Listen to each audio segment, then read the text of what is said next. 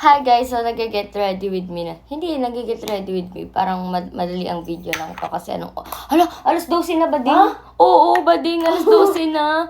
Nagchichikahan pa rin kasi kami ni Chay dito. Tapos, ayun, kapag ito yung ginagamit ko kasi hindi na ako nagpa-primer, concealer, at saka sunscreen. Kasi, kasama sa mga benefits nito yung, ito.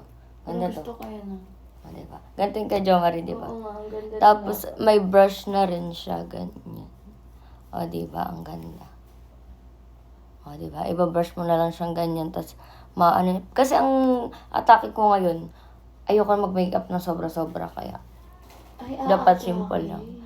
Oo, ganun ang atake natin for today's video. O, tignan nyo yan, o, diba? O, sino mama mo dyan?